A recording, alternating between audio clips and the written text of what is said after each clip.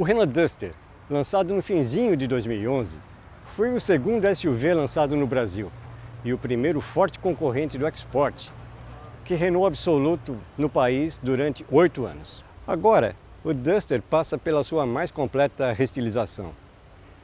Ele mudou completamente até onde a vista alcança, por fora e por dentro. É o que nós vamos ver agora. Mas antes, eu vou pedir para você se inscrever no canal, ativar o sininho para receber as notificações e deixar o seu like.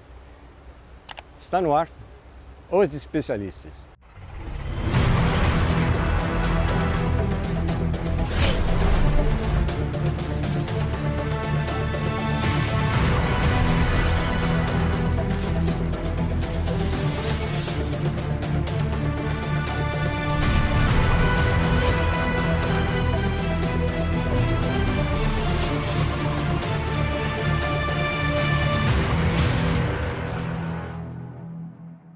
E para mostrar para você o novo Duster, eu vou chamar Fernando Calmon. Como vai, Guerra? Tudo bem aí? Estamos aqui com mais um carro, mais uma atração para os especialistas, mais uma novidade. Um carro que mudou completamente de para-choque a para-choque. Pois é. Né? E com um detalhe fundamental, hein? Apesar de todos esses aperfeiçoamentos, o carro não aumentou de preço. Essa foi a grande sacada da Renault. É parecida com o que a GM fez com o Onix, aqui também. O carro foi bastante melhorado, sem aumento de custos, de preço ao consumidor. Os preços todos a gente está mostrando aqui nos GCs, você vai poder checar o preço de todas as versões. Na descrição do vídeo também nós vamos dar essas informações. Agora, Fernando, pouca gente se lembra, mas esse carro chegou a ser o SUV mais vendido do Brasil. Durante logo o segundo ano dele, né? Em 2012. Exato. O segundo ano dele tinha um fator novidade, né? E era um carro bem maior que o Export, por um preço menor na época. Então isso foi um fator determinante, né? Preço menor e espaço maior. O que o pessoal chama nos Estados Unidos de cheap space. Cheap space, quer dizer, o espaço em conta, mais barato, né? E vamos lembrar que naquela época, de concorrente direto só tinha um, que era o Export, que foi lançado em 2003. Exato. Aí em 2011 chega o Duster com espaço, preço, se tornou líder. É verdade. E depois a coisa começou a se complicar para os dois SUVs, né? Exato. Hoje são o quê? Mais de 15, mais de uns 15 aí pelo menos. Tem os falsos SUVs que a gente sabe, né? Sim, os aventureiros. Os aventureiros, com muita boa vontade, talvez possa chamar de crossover. Mas voltando aqui ao nosso novo Duster, né? Então uma das coisas que mais chama atenção é realmente a angulação aqui da coluna A. Ela mudou completamente. Ela está mais inclinada, né? Isso levou também a uma mudança no teto. Tem outra curvatura, né? Os racks de teto também são diferentes. Apesar de você visualmente achar que o rack de teto está mais alto, comparando com a geração anterior, a diferença é mínima, né? O carro tem aproximadamente a mesma altura, o peso também é aproximado, né? Então, de modo que foi um belo trabalho. Aqui você vê as portas, a mesma coisa, né? As portas aí já são novas, né? A área envidraçada ficou... Ela foi reduzida, né? Isso, porque a linha de cintura subiu. Subiu um pouquinho, né? Isso sem piorar a visibilidade lateral. Mas esse carro tem, entre as suas novidades, um sensor de ponto cego. Quer dizer, foi colocado coisa que normalmente só existe em carros um pouco mais caros, né? Ou seja, a carroceria mudou completamente, ganhou novas portas. Essa mudança aqui é fundamental. Quer dizer, mudou a coluna, mudou tudo. Exato, a gente pode considerar isso como uma segunda geração? Eu acredito que sim, né? Porque embora a plataforma ou a arquitetura dele tenha sido mantida, né? E as dimensões externas, pouquinha coisa de diferença, tanto no comprimento como na largura. Nós vamos ver porque. Mas o carro mudou completamente, né? Então, chamar mais atenção aqui do nosso cinegrafista Emerson, né? A mudança que foi feita na lanterna traseira. Ela tem dimensões retangulares, ela não é exatamente quadrada como as pessoas pensam, que seria igual ou copiada do Jeep Renegade. Não é o caso, tá? Você olha o seguinte, se você olhar a versão a primeira geração do Duster, você vai ver que o que está aqui hoje como uma lanterna, antigamente não era. A lanterna terminava aqui. E já tinha mais ou menos o espaço para ela fazer uma continuação. Então não tem nada a ver de cópia em relação ao Jeep Renegade, porque nem tinha Jeep Renegade na época, né? E simplesmente o carro já nasceu com essa possibilidade de, na segunda geração, a lanterna ficar maior, né? A tampa aqui é nova também, Isso, né? é novo. O para-choque. O próprio óculo traseiro também é novo. Uhum. Agora, uma mudança que pode causar alguma polêmica está lá na frente, vamos Na ver? frente, vamos ver isso daí, né? É tal coisa, né? Às vezes os estilistas exageram, né? Então, esse aplique que existia aqui na frente já tinha na versão anterior, mas de uma forma mais discreta. Aqui ficou um pouco volumoso demais, sabe? Chama muita atenção, as pessoas eventualmente podem esbarrar distraidamente, né, na perna. Ele também pode ser danificado num estacionamento muito apertado, né?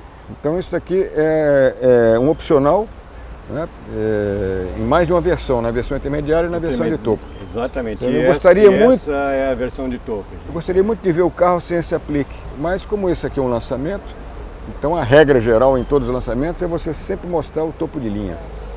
Mas eu acho que o carro ficaria bem mais simpático sem esse acréscimo aí que parece um pouco exagerado. E é um acréscimo, vamos lembrar, que custa R$ 2.300. Não é.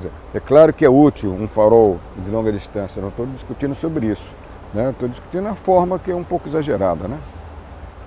E vamos ver agora o que mudou por dentro, vai nos reservar algumas surpresas, hein? Mas boas surpresas, não? Boas surpresas, vamos olhar. Olha pessoal, vocês estão vendo as imagens do interior do Nova Duster e foi completamente renovado. Agora, Fernando, um painel com um tema horizontal muito mais agradável, não é? Sem tantas aplicações como tinha o outro.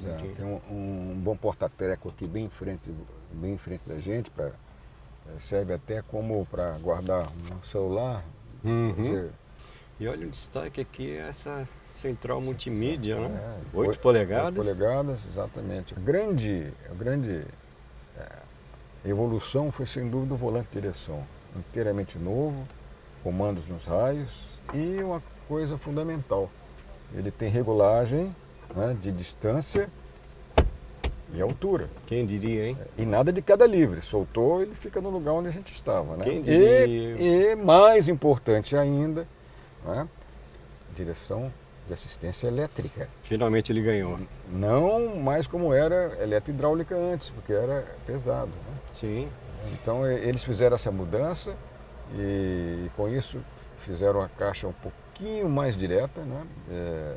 Com a relação da caixa de câmbio um pouco mais direta. O batente do volante ele reduziu também. Reduziu, exatamente. E para isso eles precisaram também fazer mudanças na suspensão, né? Sim, obrigatoriamente. Molas novas, obrigatoriamente com a direção elétrica, eles tiveram que mexer na suspensão. E a altura também, Fernando, aumentou.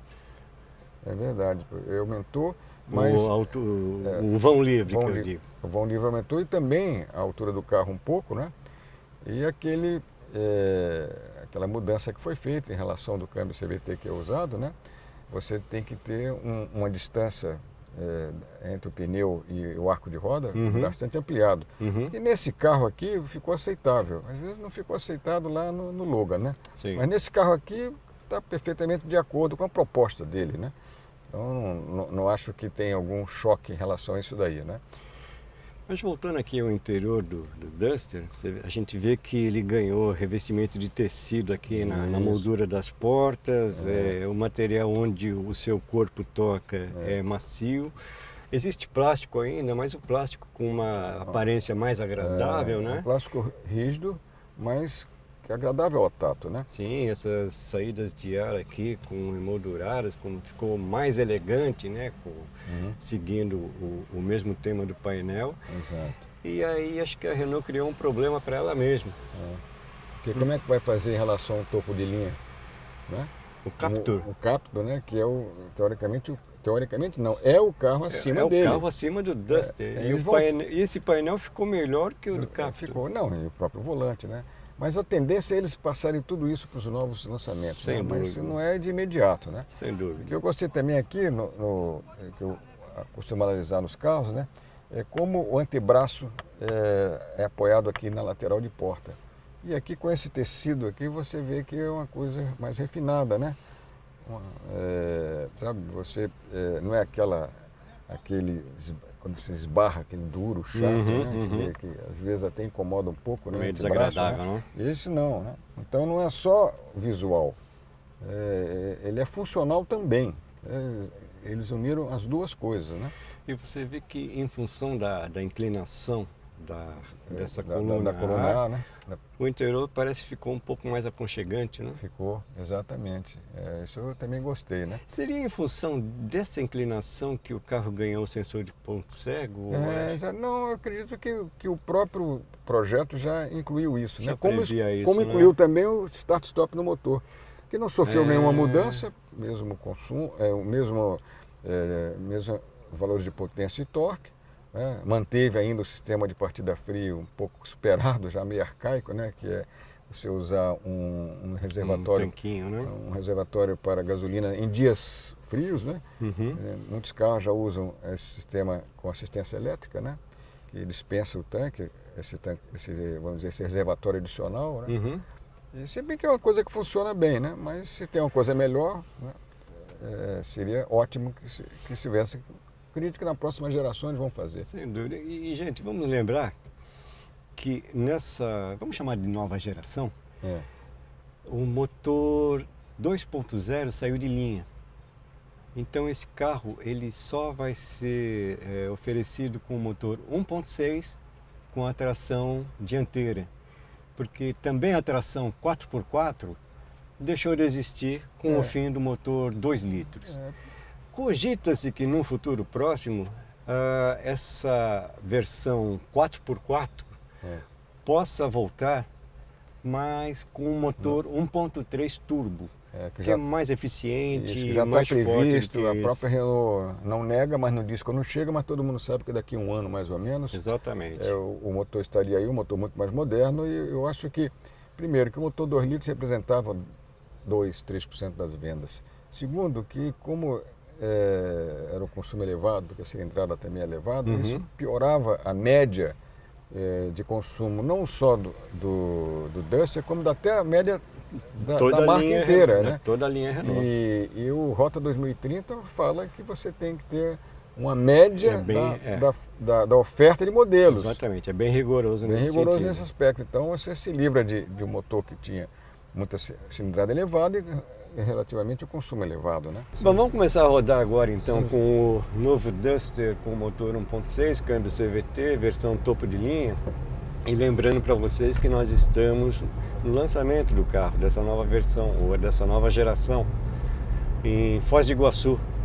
Que, aliás, Fernando, foi o palco, o cenário do lançamento da primeira, vamos chamar de geração, né? Em 2011, né? Eles voltaram aqui, afinal de contas, a fábrica fica também no estado do Paraná. Então, São José dos Pinhais, perto de Curitiba, não? Exato. Então, é natural que eles façam aqui o lançamento para prestigiar o estado onde eles estão sediados, né?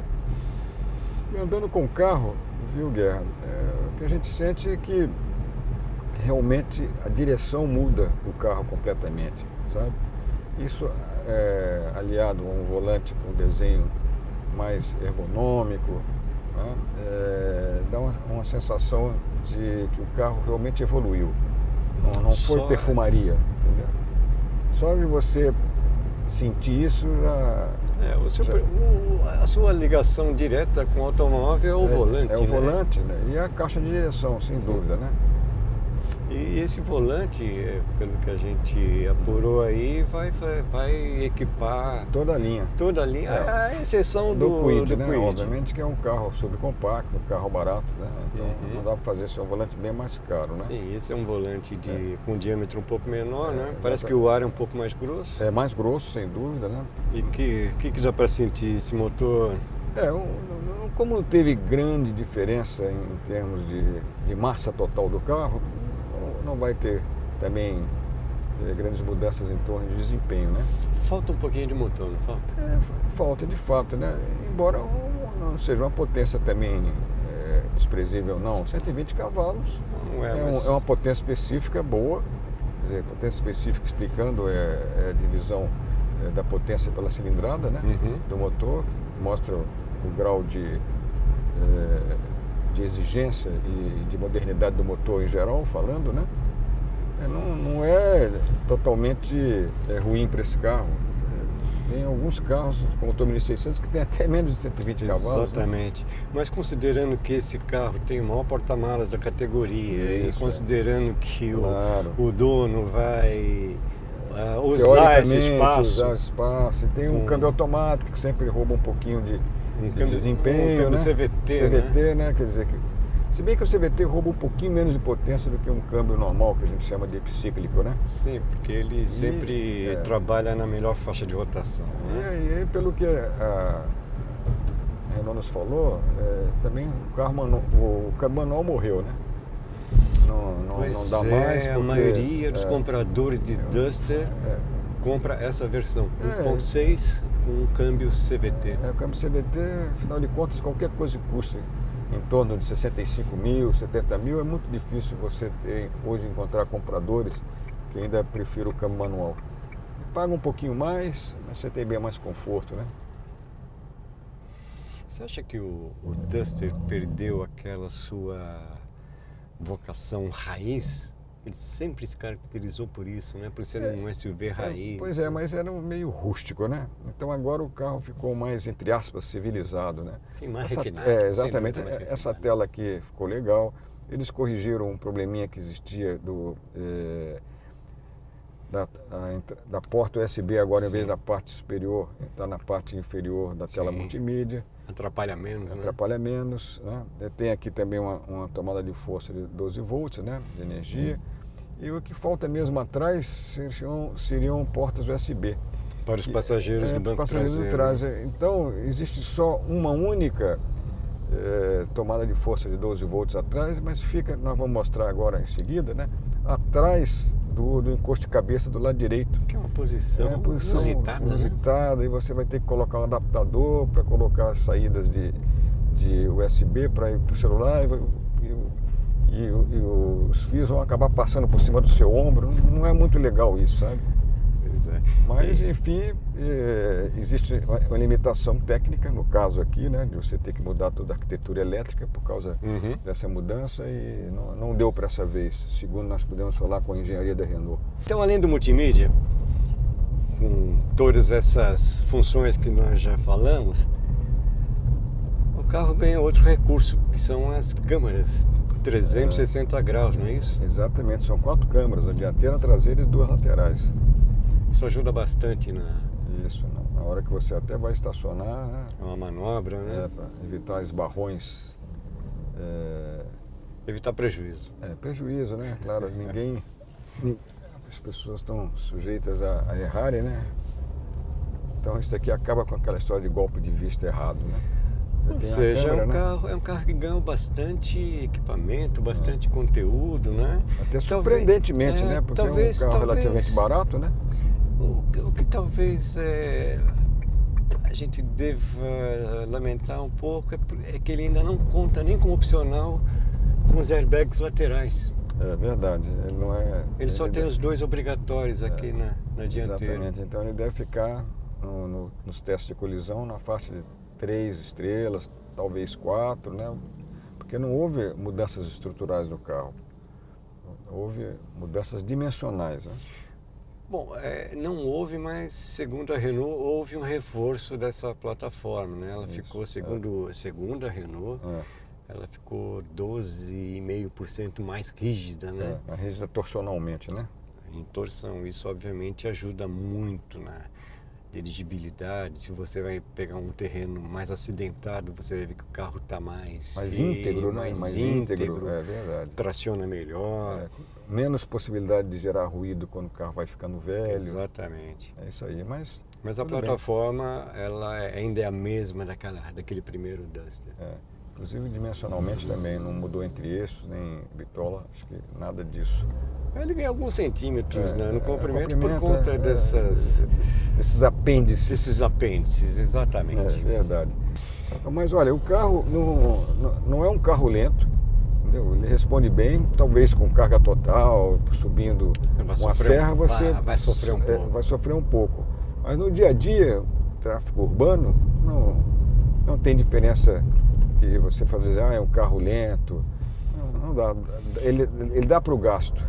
Com essa reformulação total, deu para perceber que até o isolamento acústico aqui melhorou bastante. Hein? Você sente, na hora de bater a porta, você já sente que tem um outro degrau de conforto, de sonoridade. Já tem aquele som abafado de carro mais caro. Carro mais caro, isso é nítido, é nítido. E o que gostei mesmo foi essa caixa de direção e esse volante novo. Essa realmente era uma mudança que foi muito bem-vinda, na minha opinião. Ou seja, a Renault ela teve uma grande preocupação em redução de consumo. Teve basicamente com start-stop, porque não tem mais o que fazer muito nesse motor, né? Mas a direção elétrica, também diminui todo pouco. Esse conjunto reduz bastante, em grande parte. Em grande parte. Não é uma mudança radical, né? Mas ajudou. E obviamente para potencializar essa economia de combustível, instalaram aqui o sistema Start-Stop, que ajuda bastante, né? Lembrando que isso daqui é apenas o primeiro contato com o carro. Mais adiante vamos fazer um teste mais completo, quando você vai poder ver mais pormenores do carro, né? Esse aqui é só um primeiro contato durante o lançamento, né? Nacional para jornalistas do Brasil inteiro. Então é isso daí, Guerreiro. Eu acho que a Renault foi bem com esse carro. Mandou bem? Mandou bem, faltam algumas coisinhas aqui e acolá. Então tá bom, acho que agradecemos a você pela atenção.